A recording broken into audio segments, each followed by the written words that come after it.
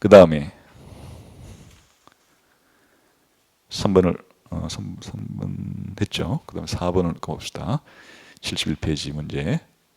시작. 아버지와 형의 속인 사건으로 인해 에서가 야곱을 죽이려 했으므로 야곱은 라반의 땅으로 유배를 떠나야만 했다. 베델에서 하나님과의 대면 사건은 창세기 29장 1에서 14절에서 야곱을 순종으로 나가게 한다.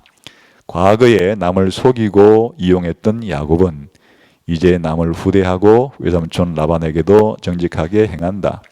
그러나 라반의 땅에서 유배 생활을 하는 동안 한때 속이는 자였던 야곱은 창세기 27장 15에서 30절에서 자신이 저지른 사기 사건의 고통스러운 피해를 스스로 되돌려 받게 된다. 이야기를 읽어보라.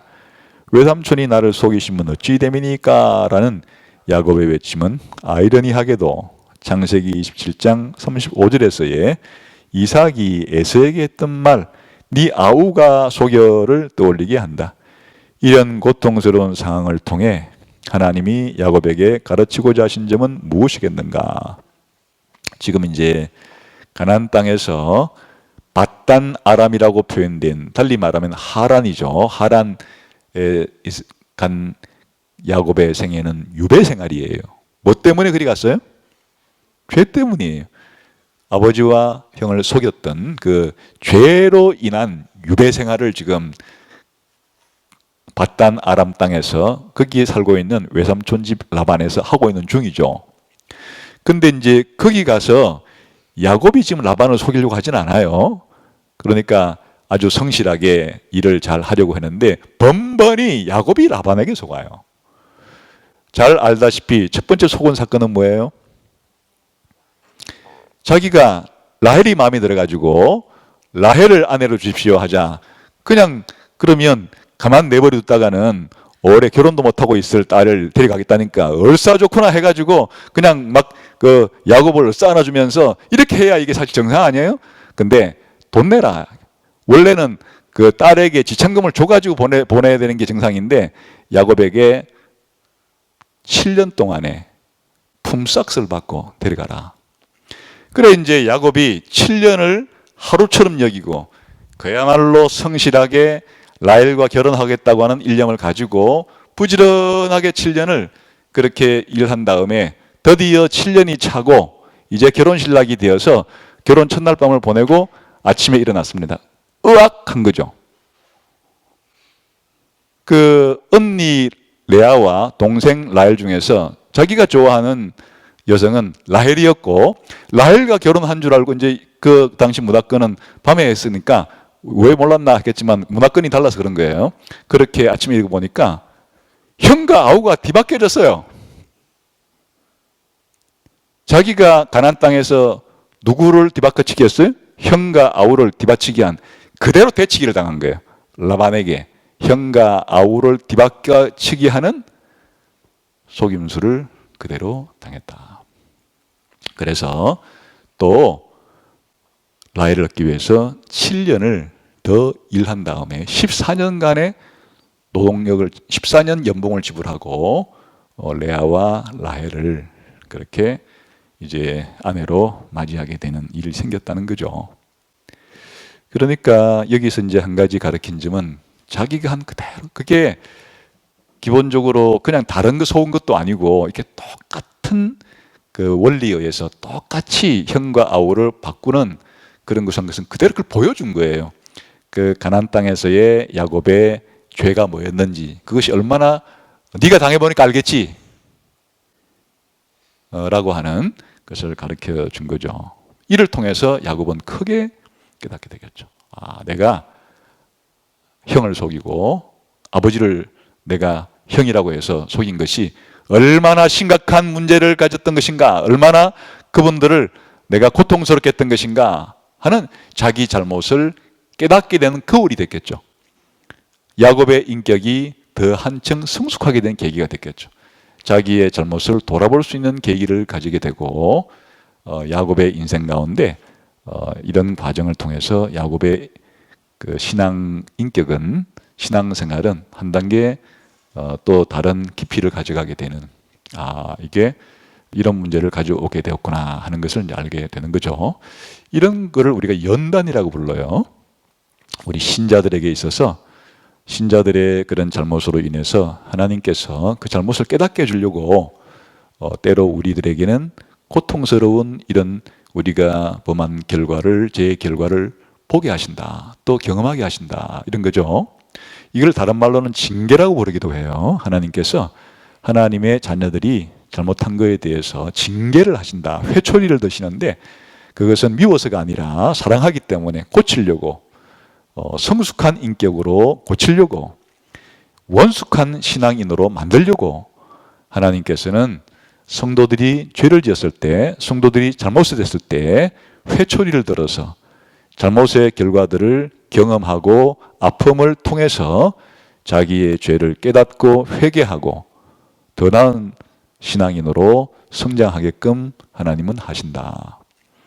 하나님의 징계, 하나님의 연단의 과정이었습니다. 그러니까 야곱만 그런 건 아니에요. 우리 신앙인들도 예수 믿고 난 이후에 죄를 안 지은 사람이 어디 있겠습니까?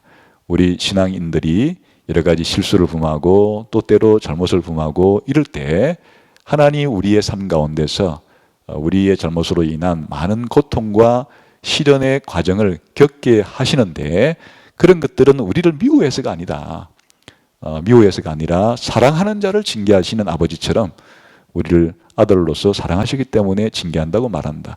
그러니까 야곱의 하란에서의 외삼촌 라반의 집에서의 속임을 당한 일은 비극적인 일이죠. 비참한 일이지만은 그 과정 자체가 오히려 약이 되고 야곱의 인생에 신앙 인격에 덕이 되는 연단의 과정이라고 생각해야 된다. 그런 뜻이에요.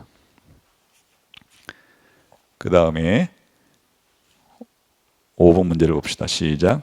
야곱은 속임만 당하는데 그치지 않고 조종당하기조차 한다. 아버지가 자신보다 형을 더 사랑했기 때문에 야곱은 편애가 초래할 불합리한 고통을 충분히 예상했어야 했다. 그러나 야곱 역시 자신의 아내 중에 레아보다 라헬을 더 사랑하며 편애했다. 그 결과로 창세기 29장 31절에서 30장 24절에서 야곱은 아내들에게 반복해서 조종당하고 만다. 야곱이 조종당하는 모습을 설명하여 보라. 이삭과 리브가의 문제점이 뭐였다 그랬습니까? 편애였습니다. 아버지는 장남을, 엄마는 차남을 그렇게 편애함으로써 사실 비극적인 문제가 발생했어요. 근데 그것을 보고서 나는 절대로 편애하면 안 되겠다. 이렇게 해야 이제 반면 교사를 삼아서 성숙할 수 있는 법인데 그게 혈통을 타고 내려와서 마치 죄의 유전자가 있는 것과 같이 야곱도 편애를 하게 됐다. 특히 이제 결혼 문제에 있어서 속임을 당했거나 어쨌건지 간에 이제 레아와 라헬을 중혼을 통해서 둘 다 정식 부인으로 맞이하게 되었습니다. 그러면 둘 다 정식 부인이니까 두 부인에게 골고루 사랑을 베풀어야 이제 이게 합법적이죠. 둘 다 부인으로 얻었기 때문에. 그런데 여기에 심각한 편애가 있어요. 라헬만을 사랑하고 그냥 레아를 찬밥 친세를 한 거예요. 그러니까 이제 집안에 문제가 끊어지지가 않는 거예요. 그래서 이 두 여인 사이에 레아와 라헬 사이에 갈등이 발생하게 되고 그리고 남편을 독차지하려고 하는 이제 경쟁 관계에 들어가게 되고 이 때문에 야곱은 자기가 주도하지를 못해요. 레아와 라헬과의 이런 관계를 주도하지를 못하고 오히려 거꾸로 레아와 라헬로부터 야곱이 늘 그렇게 이용당하는 일을 겪게 된다. 심지어 이 부부 관계, 잠자리 문제에 있어서 왕들은 많은 후궁들이 있을 때 사실은 왕이 결정하죠. 내가 오늘은 김상궁에게 갈 테니까 길을 밝히라면 김상궁 집에 가는 거고 또 내일 밤은 이상궁에 가겠다 하면 또 이상궁에 가는 거고 이렇게 왕이 그거를 그렇게 결정해서 오히려 왕비와 후궁이 전전긍긍하면서 어떻게 하면 왕이 오늘 밤 우리 침소에 들까 이렇게 해야 되는 법인데 이 야곱의 집안은 거꾸로 됐어요. 누가 잠자리를 결정하는 거 아니까 부인들이 결정하는 거예요. 오늘은 우리 집에. 이 결정을 야곱이 하는 게 아니고 완전히 부인들의 손에 내맡기게 된 거예요. 그래서 이 내용이 뭔가 하면 그냥 이제 자녀를 낳게 되는 쟁탈전이 벌어지게 되죠. 레아는 야곱의 사랑을 받지는 못하지만 하여튼 자식을 잘 낳는 그런 하나님께 은혜를 받아가지고 자식을 잘 낳게 되고, 라헬은 야곱의 사랑은 듬뿍 받았지만은 자식이 생겨나지 않아서 고통스럽고, 그래서 이제 문제가 발생을 해서 계속 이런 문제가 발생이 되고, 또 자식을 놓지 못하면 자기 여종을 야곱에게 줘가지고 자식을 낳게 하고, 하여튼 그래서 두 여종까지도 이제 대임으로써 첩으로서 자식을 낳게 되는, 두 명씩 4명이나 자식을 낳게 되고, 야곱의 의사가 아니에요. 전부 다 이 레아와 라헬에 의해서 그런 식으로 두 여종에 의해서 자식을 4명 낳은 게 야곱의 의사가 아니죠. 지금 그 부인들이 그렇게 제공을 해주는 바람에 그렇게 된 거고, 또 그 다음에 이야기를 읽어보게 되면은 합한체라고 하는, 요즘 말로 말하면은 사랑의 묘약이에요. 여성의 생식 기능을 잘 도와준다고, 그 당시에 뭐 미신적이겠죠. 그렇게 알려진 합한체라고 하는 것을 르우벤이 얻어가지고 자기 어머니 레아에게 주자, 그걸 알아챈 라헬이 자식 낳고 싶은 마음에 자기 언니한테서 그 합한체를 사고, 오늘 밤은 야곱을 당신 데려가시오. 지금 누가 분배하는가 하니까 지금 라헬이 꽉 쥐고 있는 거예요. 완전히 야곱이 라헬을 편애했기 때문에 이 잠자리권을 지금 라헬이 좌지우지하고 있으면서 자기 언니한테 합한체를 사가지고 하룻밤 빌려주는 식으로. 이게 지금 야곱이 무슨 꼴이에요 지금? 그렇게 했는데도 불구하고 라헬에게는 자식이 생겨나지 않고, 오히려 레아가 또 자식을 연달아 2명을 낳고 하는 이런 과정을 통해서 이 바단 아람 하란에서의 야곱의 생활이랑 2명의 부인, 더 정확하게 말하면 라헬을 끔찍하게 사랑한 결과 라헬에게 조종당하는 이와 같은 삶을 살게 되었다. 이게 자기가 팥죽 한 그릇 가지고 형을 좌지우지하고 그렇게 이용했던 것이 바로 이 라헬을 편애해서 라헬로부터 마음껏 조종당하는 이런 결과를 가져오게 되었다. 그런 말이에요. 아까 자기가 속인 것과 똑같은 속임을 당하고, 자기가 형을 좌지우지했던 그와 같은 것들이 자기 아내한테 좌지우지당하는 이런 결과를 초래하게 되었다. 동일한 원리예요. 이런 과정을 통해서도 야곱은 또다시 많은 생각들을 하게 되었고, 또 이런 과정을 통해서 야곱은 많은 깨달음이 있었겠죠. 또 야곱의 인격에 성숙을 가져오는 그런 하나의 계기도 되었겠죠. 자, 그 다음에 6번 문제 봅시다. 시작. 야곱과 라반과의 관계를 보여주는 본문, 창세기 30장 1에서 43절을 읽어라. 라반은 염소 중 얼룩무늬 있는 염소와 점 있는 염소, 그리고 양 중에는 검은 양들을 가려냄으로써 야곱의 품삯을 속이려 했다. 그런데 야곱은 희한한 가축 짝짓기 기술을 도입하여 자신의 뜻을 이루고 그로 인해 부유해진다. 라반이 야곱을 교묘하게 속이려는 상황 속에서 야곱은 하나님의 은혜를 어떻게 체험하는가? 이것도 동일한 하나의 원리를 보여주는데, 우리가 이삭의 생애를 살펴보면서 이삭이 자기 아내를 루이라고 속이는 그것이 무슨 잘못이었지만은 하나님은 그 잘못을 전화위복시켜서 그렇게 계속해서 언약 백성인 이삭에게 복을 주었듯이, 지금 바단 아람에서의 야곱의 삶은 라반에게 번번이 속임을 당하는 그런 지금 20년의 생애를 살고 있는 거죠. 그 중에 이제 아내에 대한 속임만이 아니고 품삯에 대해서도 야곱은 악질 기업주와 같은 그런 상태에서 야곱의 노동력을 착취하는 듯한, 제대로 품값을 지불해 주지 않았죠 지금. 그래서 야곱의 말에 의하면 10번이나 당신이 나를 품삯을 계속 속여 먹었다, 이렇게 말할 정도로 노동력에 대한 품값에 대한 불이익을 당하고 있는 삶이에요. 그런데 하나 어떻게 지금 대갚아 줬어요? 예를 들어서 품삯을 라반이 점 있는 것만 가져가라. 그 제대로 점 있는 게 나오겠어요? 얼룩무늬 있는 것만 가져가라. 제대로 나오겠어요? 검은 놈만 가져가라. 제대로 나오겠어요? 그래서 거의 품삯을 거의 안 주려고 하는 시도로 그렇게 하면 하나님이 야곱에게 방법을 가르쳐 줘가지고 그 방법은 아니에요. 하나님이 그렇게 한 거예요. 그러니까 오히려 그렇게 말하면 점 있는 얼룩무늬 그냥 검은 것들만 나와가지고 점차적으로 야곱이 거부가 되어가는, 이건 누가 하신 일이에요? 하나님이 한 일이에요. 그거를 또 그렇게 그 나무에 가지를 벗겨가지고 애를 베려고, 새끼를 베려고 하는 양이나 염소 앞에 두면은 다 거기에 얼룩무늬 뭐 검은 게 나왔다. 그걸 또 무슨 거기에 유전 기술이 있나 그런 거 없어요. 그냥 그 자체는 그냥 미신이고. 그런데 지금 핵심은 뭔가 하니까 하나님이 라반이 야곱을 계속 쉽게 말하면 계속 품값을 착취하고 하는 것에 대해서 하나님이 개입해가지고 거꾸로 야곱에게 복주는 그런 희화화된 모습으로 나타난 거지. 거기에 무슨 비밀이 있는 게 아니에요.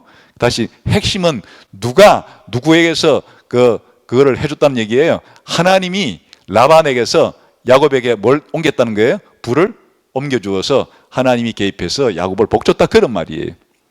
그러니까 이게 이제 신자에게 놀라운 비밀 가운데 하나라 그 말이에요. 신자들이 잘못을 했을 때 하나님 뭐 하신다고요? 우리의 성숙을 위해서 징계를 하시나, 그러나 하나님께서 이런 와중에도 우리에게 복을 주신다 하는 것을 보여주고 있다, 그런 말이에요. 그 다음 문제 시작. 하나님은 야곱에게 이제 그의 유배지에서 고향으로 돌아가라고 분명히 말씀하신다. 내 조상의 땅, 내 족속에게로 돌아가라. 내가 너와 함께 있으리라. 창세기 31장 14에서 35절에서 야곱의 식구가 라반을 떠나 도망할 때 야곱의 옛기질이 아직도 남아있다는 사실을 어떻게 알 수 있는가? 이제 본문이 길어서 그냥 읽었다고 가정하고 설명을 드리면, 어떻게 바다나람을 떠납니까? 또 도망치는 거예요. 그러니까 이제 하나님을 신뢰했으면, 그렇게 아무리 라반이 자기를 품삯을 지불하지 않고 해도 하나님의 개입으로 해줬다는 걸 믿으면 하나님께서 이제 가나안 땅으로 돌아가라라고 약속을 해 주었으면은 하나님의 때와 방법과 하나님의 수단을 잘 기다려서 했으면 도망치지 않고도 하나님이 얼마든지 떳떳하게 나올 수 있게 해줬겠죠. 그런데 옛 기질이 남아있다고 하는 것은 그장 있다가는 당할 것 같으니까 전부 다 떠나 있을 때 야만 도주하듯이 가족들과 재산을 끌고 그냥 3일 길을 도망쳐 내려와요. 그러니까 이제 그거를 알아챈 지가 3일 뒤에 알아채가지고 추격해 오니까 거의 가나안 땅까지 와서 따라잡게 되는, 이제 그래서 이런 과정들이 그래 안 해도 하나님이 될 거를 해주다. 다시 말하면 옛날 가나안 땅에 있을 때도 마찬가지예요. 야곱이가 꼭 그렇게 자기 형을 분장하기 위해서 양가죽 뒤집어 쓰고 그래 안 했어도 하나님이 예언한 것이 어떤 이루어졌겠죠. 그런데 그 세를 못 참고 자기 수단과 방법을 하는 바람에 엄청난 고생을 했듯이 그런 기질이 아직도 남아있는 거 아니냐, 이렇게 해석할 수 있다 그거예요. 그렇게 쉽게 떨쳐버리지 않는 거예요. 그러니까 뭔가를 얻어내기 위해서 내 기획과 내 계획과 내 수단과 내 방법을 쓰고자 하는 것들은 뿌리 깊은 거죠. 우리도 마찬가지죠. 우리도 하나님의 말씀의 약속대로 지긋하게 살아가지를 못하고 언제나 앞서서 우리의 생존 수단의 문제에 이르게 되면, 밥 먹고 살아가는 문제에 이르게 되면 곧바로 그냥 우리의 수단과 방법을 자꾸만 의지하려고 하는 이런 것들이 남아있는 것과 마찬가지겠죠. 마지막 문제 시작. 창세기 31장 43에서 55절을 읽고 야곱이 라반과 화해하는 장면에 주목하라. 야곱에게 있어서 여전히 회복되어야 될 깨지는 관계는 무엇인가? 이제 이게 거의 가나안 땅 길르앗 지방이 거의 이제 가나안 땅으로 들어오는 경계선에 있는 지역 가운데 하는데요. 거기까지 추격해 와서 거기서 이제 계약을 맺어요. 그때 하는 말이 이 경계선 넘어서 나도 안 쳐들어갈 테니까 너도 쳐들어오지 말라. 그 계약을 맺을 될 정도로 서로 간에 뭐가 있다는 거예요? 불신이 있는 거예요. 그런 계약을 안 맺어도 우리는 데라의 후손들로서 같은 사실은 친족이고 동족이기 때문에 서로 외삼촌이 나를 안 쳐들어오겠고 나도 또 저 조카가 나를 안 쳐들어오겠지, 그런 신뢰관계가 없는 거예요. 그러니까 이 계약을 맺어가지고 이걸 국경선으로 삼아서 그렇게 서로 상호 불가침 조약을 맺자 이렇게 할 정도로 상호 불신에 대한 그런 것들이 남아 있다. 뭐 그런 뜻이기도 해요. 그래서 그러나 이제 핵심은 뭔가 하니까 사실은 하나님이 그 라반이 추격해 왔을 때 계약을 맺게 하는 과정이 뭔가 하면 하나님이 라반에게 개입해서 손대지 말라 그래요. 너 함부로 야곱에게 손대지 말라. 하나님이 개입해서 라반에게 안 나타났으면 라반이 어떻게 했을까요? 그냥 야곱 죽여버리거나 전부 다 가족들을 다 되찾아가서 그렇게 빼앗아서 다시 갔을지도 모를 일이에요. 그런데 라반으로부터 야곱을 지켜주었어요. 그럼 하나님 뭘 지켜주신 게 되는 거죠? 아까 베델에서 하나님 뭐라고 말했어요? 내가 너와 함께 하리니 내가 너를 지켜주리니 너를 땅으로 돌아오게 할지라. 그 약속을 지켜서 라반을 막으신 거예요. 그래서 지켜주신. 그러나 이제 라반과 야곱 두 사람의 관계에서 보게 되면 어쨌든 말끔하게 서로 간을 깊이 신뢰하는 관계는 아직도 아니죠. 그런 관계가 아직도 남아있다면 그렇게 쓰면 되겠어요. 자, 그래서 오늘 이번 과에서 가장 중요한 사실은 하나님의 백성이라고 해도 남아있는 죄 때문에 뭐 하게 되는 거예요?